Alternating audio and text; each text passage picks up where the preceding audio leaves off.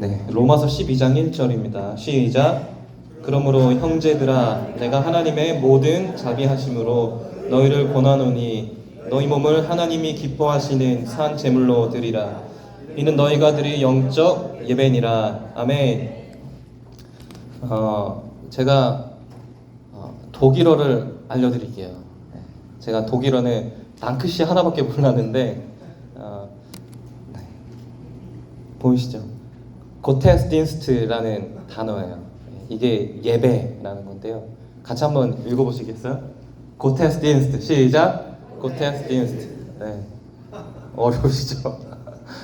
이게 합성어예요. 독일어로 예배가 고테스딘스트인데 그 고테스가 고트가 하나님, 갓하고 비슷하죠. 하나님, 딘스트가 섬김.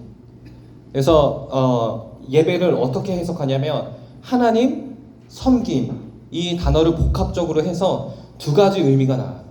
하나님이 우리를 섬겨주시는 것, 그리고 예배를 통해서 우리가 하나님을 섬기는 것. 그래서 막연하게 우리가 예배드린다 하면 내가 그냥 하나님께 가는 일방적인 것 이렇게 하는데, 사실은 우리가 하나님을 섬기는 그 행위를 통해서 하나님이 여러분들을 섬겨주신다는 거예요. 제가 그 DC에 있을 때 버지니아에 맥린 바이블 처치라고, 근데 거기 목사님이 갑자기 이름이 생각이 안 나네요. 아무튼간 그 다임 목사님이 그 레디컬이라는 책을 쓰셨는데 이게 굉장히 유명해서 한국에도 번역본이 출간이 돼서 막 굉장히 센세이션했었거든요. 근데 저는 그분이 그분인지 모르고 다녔어요. 네. 근데 그 레디컬이라는 책을 보니까 기독교 또 기독교 예배에 대해 이런 내용을 쓰셨더라고요. 다른 종교에서는 그 신들을 만나려면 우리가 저 높은 산 위로 올라가야 된다. 그런데 하나님은, 우리 기독교는 유일하게 다른 우상 신들과는 다르게 신이라고 불리는 그 하나님이 우리를 만나러 여기까지 내려오셨다. 그 어떤 우상도 사람들은 그 우상을 만나기 위해, 그 경지에 도달하기 위해 우리가 가야 하는데 하나님만이 유일하게 우리에게 오셨다는 거예요. 예배가 그래서 우리가 일방적인 게 아니고 가고 오고, 우리가 하나님께 가고 하나님이 우리에게 오고, 이런 상호적인 것. 헬라어로 보면은 레이투르기아라고 우리가 예배를 볼 수 있어요. 근데 이것도 상호적인 걸 말하고 있어요. 제가 여기 PPT에는 못 놨는데 백성 그리고 일, 그래서 백성과 일이에요. 이것도 우리가 어떻게 보냐면 하나님의 백성인 우리가 하나님의 일을 한다. 그리고 하나님이 백성을 위해 일하신다. 원어적으로 봐도 예배란 상호 교제가 이루어지는 것. 그래서 예배의 핵심은 우리가 하나님을 섬기고 또 우리의 그 하나님을 섬기는 그 예배 행위를 통해서 하나님이 우리를 섬겨 주신다. 그런 이중적인 섬김이 예배 안에 나타나는 거예요. 그러면 제가 이 말을 꼭 하고 싶었어요. 예배를 상호적인 섬김이 일어나는 건데 과연 요즘에 신조어가 태어났죠. 유튜브 예배. 과연 이 온라인 예배에서 이 상호적인 게 잘 일어날 수 있을까? 저는 너무 이거에 대해 생각을 많이 했고 그랬었는데, 예배에서 섬기는 게 굉장히 많죠.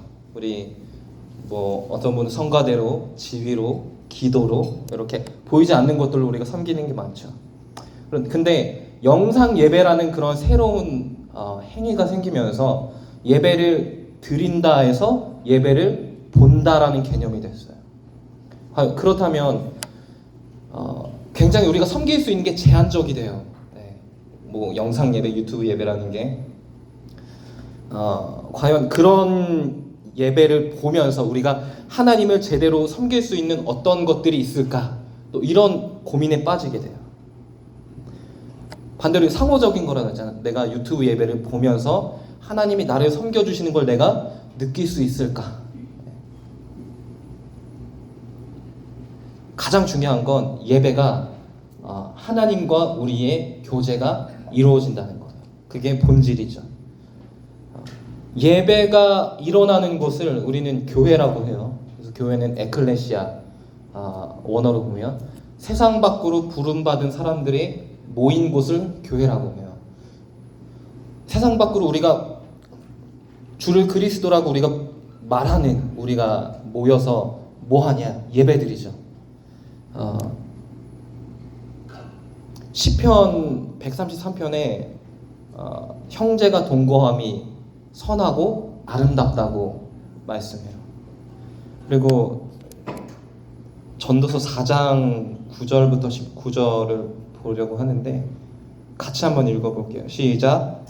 두 사람이 한 사람보다 더 나은 것은 협력함으로 일을 효과적으로 할 수 있기 때문이다. 만일 두 사람 중 하나가 넘어지면 다른 사람이 그를 도와 일으킬 수 있으나 혼자 있다가 넘어지면 그를 도와 일으켜주는 자가 없으므로 그는 어려움을 당하게 된다. 추운 방에 두 사람이 함께 누우면 그러나 혼자서 어떻게 따뜻해질 수 있겠는가? 한 사람으로서는 당해낼 수 없는 공격도 두 사람이면 능히 막아낼 수 있으니 삼겹줄은 쉽게 끊어지지 않는다. 아멘. 예배에 대해서 하나님은 성경에서 여러 곳에서 예배는 혼자 하는 게 아니라 서로 함께 하는 거라고 말씀해 주셨어요. 그러니까 비단 우리가 살아가면서 협력해라 그 차원을 넘어서 예배가 우리가 함께 드리는 거라고 말씀하고 계세요. 아담에게도 하와를 붙여주셨죠. 우리 신명기 12장에 보면 이스라엘이 국가로서 새로운 시작을 하게 돼요. 그때 모세가 이스라엘 백성들을 모집을 해서 이방 나라들이 이방 신을 섬기는데 걔들도 예배를 참 잘 드리더라. 거짓 신들한테도 쟤네들은 예배를 참 잘 드리더라. 우리는 저들하고는 달라야 되지 않겠느냐. 쟤들도 맨날 예배는 드리는데 쟤네들하고 우리는 예배 드리는 그 행위의 그 자체가 좀 특별해야 되지 않겠느냐. 그러면서 우리가 모여서 함께 기쁨으로 예배를 드리자. 모세가 이스라엘 백성들에게 했던 말이에요. 그러면서 예배 처소가 있어야 되잖아요.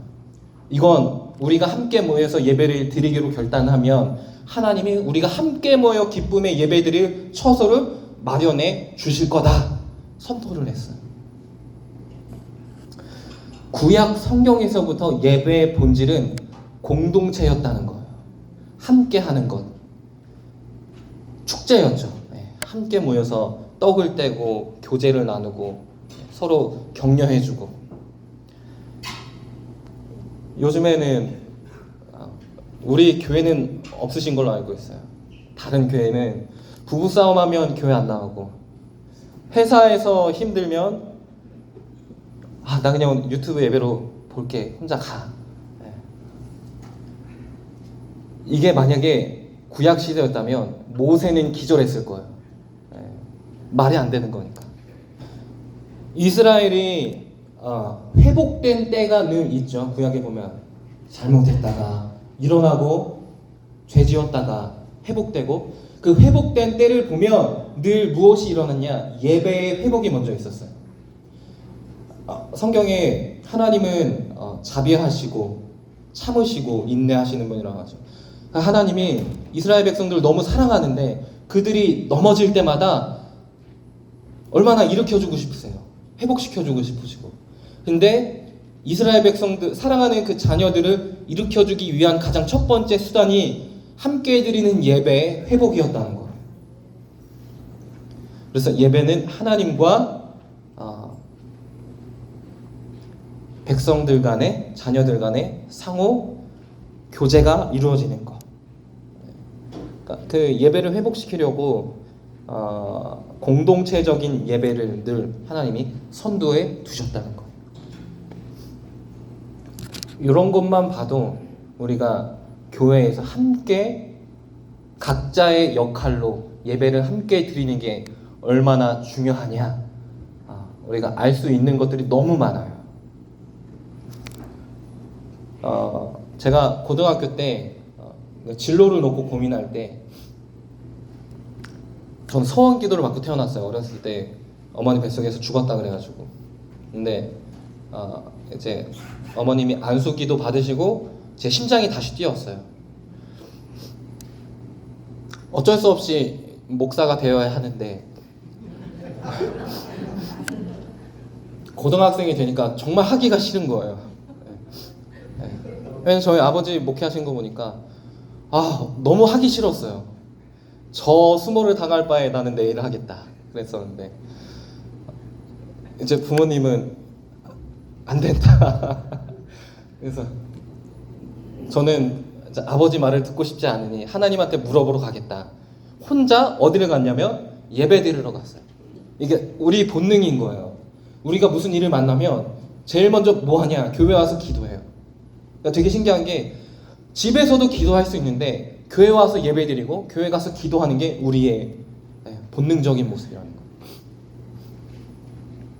제가 지금 목사가 된 걸 보니 어떤 응답을 받으셨는지 아시겠죠? 그때 그 예배를 통해서 제 터닝 포인트가 일어났어요. 하나님을 만난다는 그거를 저는 정말 체험을 했어요. 그때 그러니까 예배를 회복을 하다 보니. 그래서 제가 예배를 말할 때 가장 먼저 우리가 하나님께 드리는 예배를 말해요. 그리고 동시에 하나님도 예배의 주체가 되신다. 예배는 가장 첫 번째로 하나님의 일이 일어나는 거예요. 그러니까 하나님의 일을 우리가 받아들일 때 예배가 완성된다. 그러니까 우리가 예배에서 해야 될 것들이 있잖아요. 만약에 우리가 그냥 컴퓨터 앞에서 이렇게 예배를 보면 우리가 할 게 없어요. 근데 우리가 교회에 나와서 함께 대면 예배 드리면서 우리가 맡은 각자의 역할들, 교사는 교사로 우리가 맡은 것들을 하다 보면 그때서야 예배가 완성된다는 거예요. 한국의 교회가 엄청 많이 무너졌어요. 근 2년 동안. 미국도 마찬가지고, 전 세계적으로 그렇죠. 왜 무너졌냐? 예배 때문에 그래요. 예배가 무너졌기 때문에. 그냥 교회 셔터를 닫아버렸어요. 그렇죠? 지금도 예배 안 드리는 교회가 있어요. 예배가 무너지니까, 그러니까 교회의 본질이 무너지니까 교회가 살아날 수가 없는 거예요. 그러니까 자생의 힘을 잃어버렸어요. 왜냐? 예배가 무너졌는데 왜 교회가 스스로 예배를 무너뜨렸냐? 예배가 뭔지 몰라서 그래요. 그러니까 예배의 기초가 없기 때문에.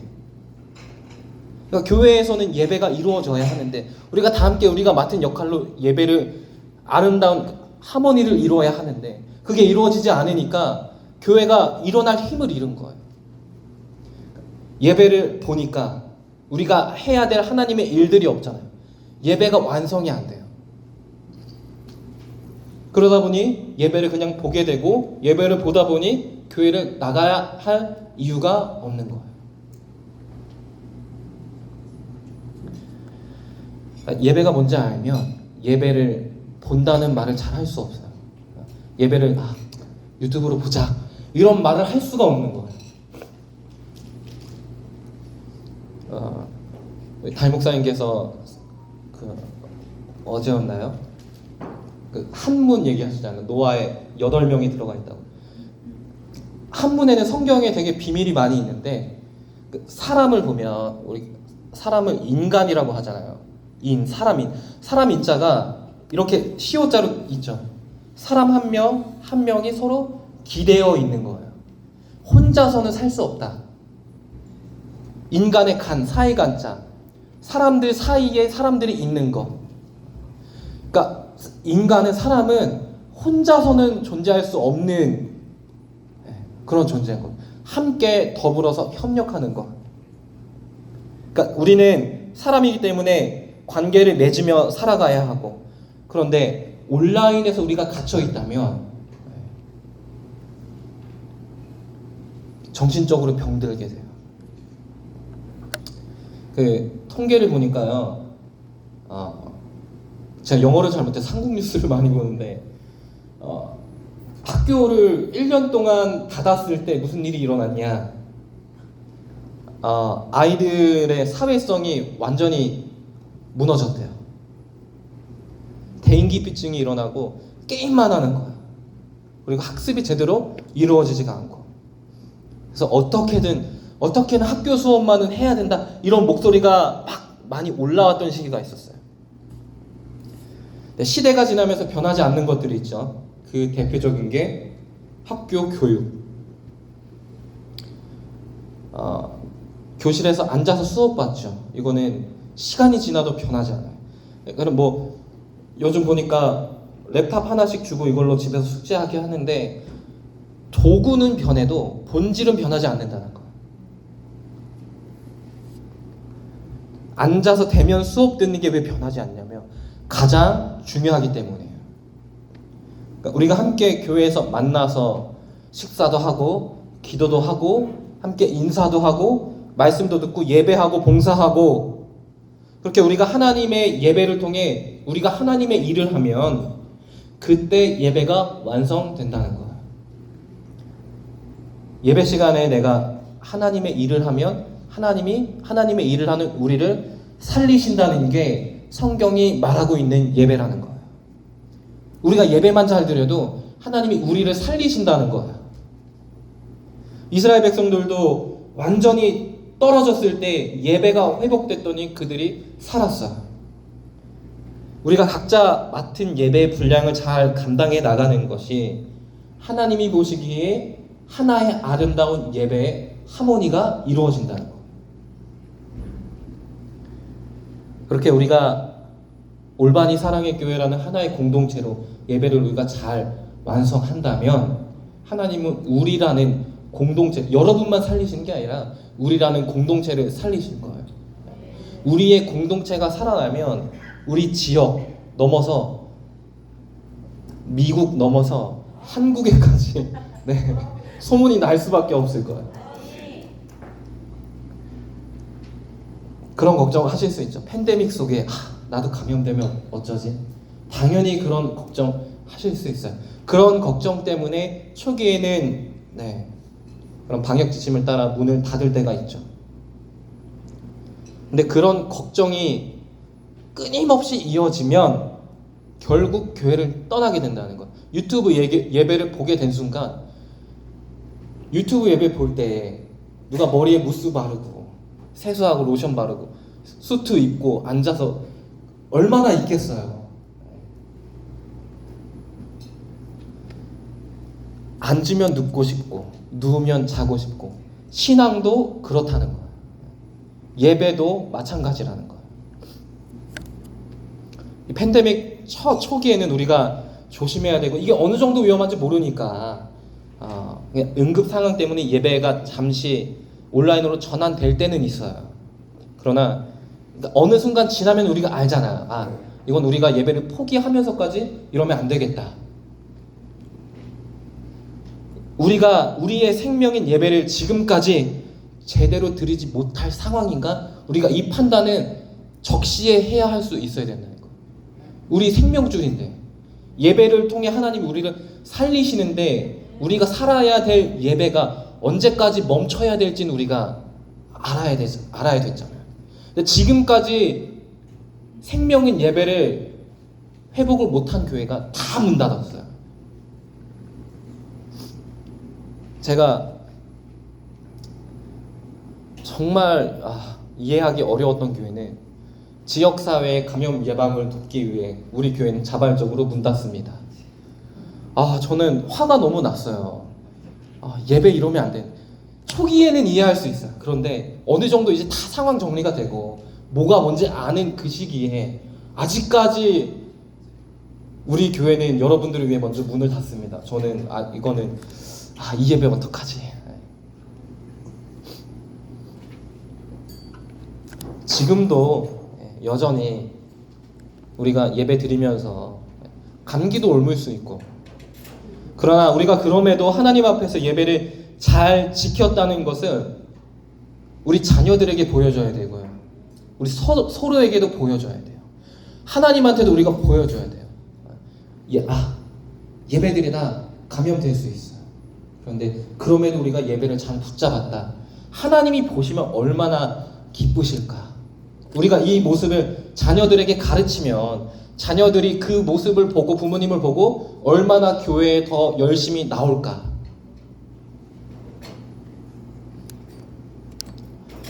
사도행전 2장 46절이야. 다 같이 한번 읽겠습니다. 시작.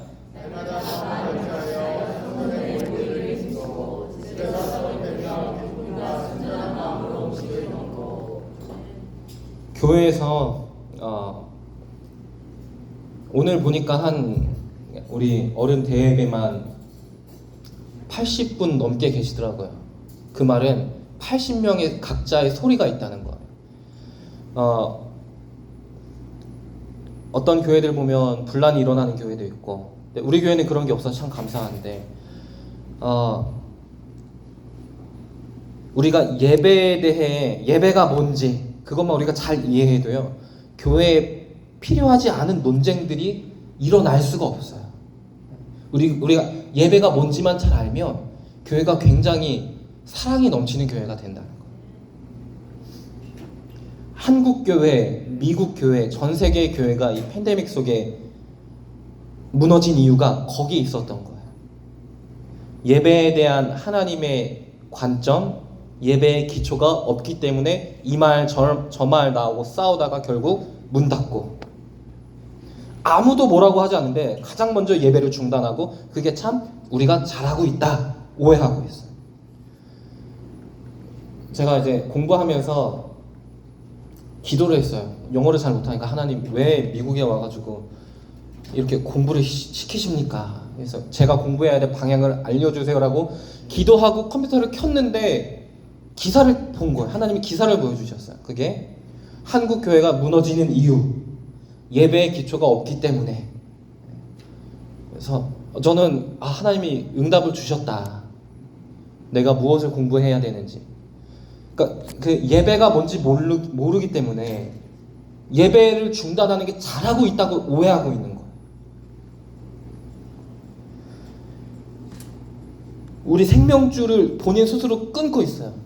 본인 스스로 배에 균열을 일으켜서 배를 침몰시키고 있어요. 교회가 그런 교회가 많았다는 거예요. 그 교회 목사님들은 우리 성도들의 영이 죽어가고 있는데 교회가 알아서 죽게 냅두는 거예요. 통계가 나왔잖아요. 결국에 떠난 성도들 많고 문 닫은 교회들 많고, 결론은 하나, 예배가 뭔지 몰랐기 때문에.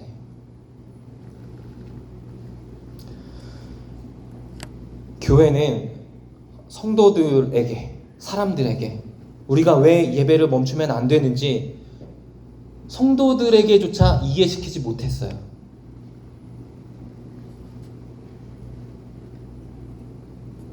말씀드렸듯이 우리는 앉으면 눕고 싶고 누우면 자고 싶고, 온라인 예배가 그들에게는 진짜 예배가 되어버리니 원래 예배로 회복하는 게 사실상 불가능한 거예요.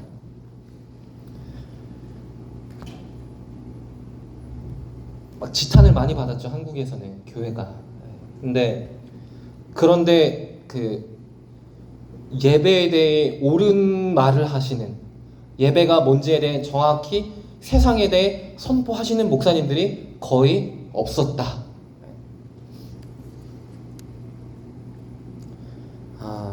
우리의 삶의 중심이, 우리의 직장이, 사업장이, 공부가, 우리의 물질이, 모든 시간이, 우리에게 주어진 모든 것들의 목적과 이유가 주님을 위한 것, 그리고 예배를 위하도록 세팅이 되어야 해요. 제가 한국에 굉장히 존경하는 권사님이 계세요. 근데 사업을 하시다가 부도가 나서 빨간 딱지가 다 붙으셨어요. 그리고 납치까지 당하셔가지고 막 도망 다니시고, 그럼에도 도망 다니시면서도 수요일날 교회 나오셔서 찬양 인도를 하세요. 모든 예배, 새벽 예배 다 나오시고. 그런데 결국에 예배를 붙잡았더니 하나님이 완전히 역전을 시켜주셨어요. 그런데 그게 몇 년 안 가서 새로 다시 재건한 사업장에 대형 화재가 일어났어요. 화재가 일어나고 수요 예배 저녁에 나오셨어요. 찬양 인도하러. 그때도 이제 몇십억 손실이 있었는데, 그럼에도 어떤 비상이 걸려도 예배는 나오시고 자기가 맡은 하나님의 일을 완성해서 예배를 완성했더니 하나님이 머지않아 몇 배로 다시 일으켜 주셨다는 거예요. 그러니까 욥의 축복을 주신 거예요. 우리가 먼저 하나님을 섬기기 위해서, 예배를 위해서 우리가 시간을 조절하고 우리의 노력을 더하고 우리의 장소를 조절한다면, 우리가 그렇게 하나님의 일을 예배를 통해 완성한다면 하나님이 우리의 일을 하실 거라는 거예요. 내가 이거 어떡하지? 고민할 이유가 없는 거죠. 내가 저거 어떻게 계획하지? 고민할 이유가 없는 거예요. 사업 부도 나고 화재 나고 방법이 있으셨겠습니까? 부도만 몇십억인데. 근데 예배만 잘했더니, 자기가 맡은 사역의 분량을 예배를 통해 잘 감당했더니 하나님이 몇 번이고 다시 몇 배의 축복으로 세워주셨다는 거예요. 팬데믹이 시작되면서 사회 일각에서는 교회 공동체가 되게 악한 모임이라고 규정할 때가 있었어요. 사회 분열을 조장한다. 그러나 교회가 그때도 제대로 된 해답을 주지 못했어요. 그러니까 교회 공동체는 여러분 회복을 일으키는 공동체입니다라고 말을 못했어요. 교회에도 말하지 못했어요. 오히려 문을 닫아버렸다 그랬죠. 교회 공동체가 회복을 일으키는 공동체인데, 그게 마냥 사회가 지탄하는 분열을 일으키는 그런 공동체인 걸 교회가 시인하는 것처럼 그랬더니 예배의 공간, 예배의 시간, 예배의 기회가 다 사라져버렸어요. 예배는 교회의 본질을 회복시키는 힘이 있습니다. 그래서 교회를 이루는 우리는 그 회복의 힘을 우리가 신뢰해야 해요. 교회가 에클레시아라고 했죠. 세상 밖으로 부름받은 이들의 모임. 그리스도의 이름으로 부름받은 사람들이 함께 모여서 교회의 본질을 생각하고 교회의 본질을 회복하는 공동체. 우리가 교회의 본질만 회복해도 하나님이 우리를 섬겨주신대요. 예배가 그런 의미가 있다는 거예요.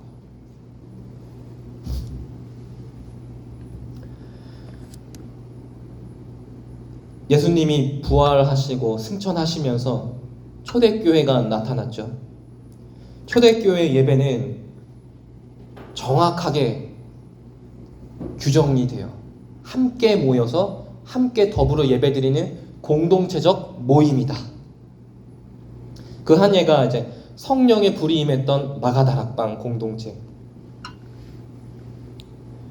주일마다 모여서 성경 읽고 성찬하고 예배드리고, 오늘도 성찬, 설교, 찬양 이 모든 거 우리가 예배 안에 이루어지죠. 근데 그때의 예배가 어땠나? 초대교회 예배는 축제였어요. 기쁨이 넘치고 감사가 넘치고 예배가 말하는 회복이 일어났던 공동체의 모임이었다는 거예요. 서로 준비해온 음식을 함께 나누고 성찬하고 기도하고 말씀 듣고, 그때는 이제 지금 말로 하면 목사님을 통해서만 성경 지식을, 성경 말씀을 습득할 수가 있었어요. 왜냐? 성경책을 소유할 수 있는 시대가 아니었기 때문에 어떻게 보면 지금보다도 되게 말씀을 사모하는 게 컸죠. 그래서 이런 공동체적인 예배의 본질을 정확하게 알았던 때가 초대교회였다. 그래서 그때 모습이 어때요? 부흥의 속도가 굉장히 빨랐어요. 그러니까 예배의 본질만 잘 잡아도 부흥의 속도가 엄청 빨랐다는 거예요. 그 공동체의 모임은 그리스도로 이루어진 우리는 한 몸이다. 교회는 그리스도의 한 몸이다. 정확하게 알고 있었던 때예요. 그래서 이 초대교회의 모습을 보면 서로 흩어지는 거에 대한 두려움이 좀 있었어요. 이게 부흥하다 보니까 한 교회에서 교회를 이제 떨어져 나가겠죠. 이 공간에서 우리가 다 함께 예배를 못 드리면 1부, 2부로 나뉘는데 그것도 안 되면 교회가 이제 퍼져나가겠죠. 하나라는 공동체가 너무 컸기 때문에 퍼져나가는 것에 대한 두려움도 있었어요. 그만큼 함께 드리는 예배가 굉장히 중요했던 때였다. 사도행전에 봐도 주일날 예배를 드리는데 교회가 계속 생겨요. 초대교회 때 여기에 다 있기가 어려우니까. 그래서 그렇게 격려하고 서로 일으켜주는 되게 아름다운 교제가 일어나는 한 몸이 되는 예배의 모습이 일어났다. 그렇게 계속 부흥하고 우리가 살아났다. 우리가 하나님의 일을 하다 보니 하나님이 그 예배를 통해 우리를 살려주셨다. 그래서 우리의 예배가 우리 서로의 긍정적인 연합이 되도록 예배를 우리가 완성해 나가야 해요. 기독교 역사상 성경 다음으로 중요하다고 하는 책이 디다케라는 책이 있어요. 여기서 대표적으로 언급하는 게 우리, 하나됨, 그 연합의 의미를 강조해요. 우리가 예배 때 성찬을 하죠. 나누는 빵, 떡 조각이 우리를 하나로 모이게 한다. 성찬이 예배에 이루어지잖아요. 하나됨, 연합함. 네. 그렇게 우리의 교회가, 우리 교회 예배가 서로 긍정적으로 격려하고 연합하며 하나가 되어야 합니다. 자, 결론적으로 우리가 예배를 통해서 우리가 하나님과 연합하고 우리 서로가 연합하여 상호 소통이 일어나는 예배를 드리면 우리가 살아날 줄 믿으시기 바랍니다. 소통을 잘못하면 오해가 생겨요. 그러나 교회에는 오해가 있으면 안 돼요. 우리가 예배만 잘 드려도 오해가 일어나지 않아요. 서로 세워주고 챙겨주고 격려하고 아름다운 교제가 나타나야 하는데 그거는 올바른 예배에서부터 시작된다는 거예요. 그래서 이런 엄청난 예배가 만약에 공동체성을 잃는다면 팬데믹 속에 나타난 것처럼 교회가 무너지게 됩니다. 그러니까 우리가 카톡으로 대화하면 오해가 많아요. 제가 제 아내한테 카톡했는데 가끔씩 단답으로 오면 뭐 잘못했나? 근데 얼굴 보고 하면 오해가 일어날 일이 없잖아요. 예배도 우리가 대면으로 드리면서 우리가 각자 맡은 사명을 감당해 나가며 우리가 예배를 완성해 나갈 때 하나님이 여러분들의 일을 해주시고 우리의 어려운 상황들을 역전해 주시기를 주님의 이름으로 축복합니다. 네.